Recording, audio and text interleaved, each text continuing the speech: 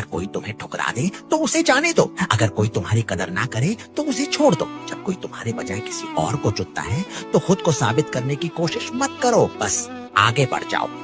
हर रिश्ता हमेशा के लिए नहीं होता और हर भरोसा वफादारी नहीं लाता। यही जिंदगी की सच्चाई है। मैंने भी उन लोगों को खो दिया जो कभी मेरी दुनिया थे, लेकिन फिर भी आज मैं मजबूती से खड़ा हूँ। दुनिया की भीड़ में मत खो जाओ, अपने सच के साथ चलो। तुम्हारी ऊर्जा तुम्हारे शब्दों से ज्यादा असरदार है, वो तुम्हें सही रास्ता दिखाएगी। जब लोग सच्चे न लगे तो अपने दिल की सुनो। हमेशा अपनी सच्चाई बोलो और खुद को बदलने के लिए कभी माफी मत मांगो। वक्त दो, दूरी दो, लेकिन कभी भी उन चीजों के लिए मत गिड़गिड़ाओ जो खुद तुम्हारे पास आनी चाहिए। जो तुम्हारे लिए बना है वो खुद ही तुम्हें मिल जाएगा।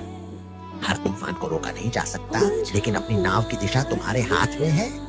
छिपे रहने में भी सुकून पाओ, अनजान रास्तों को अपनाओ, क्योंकि वही असली दुनिया है।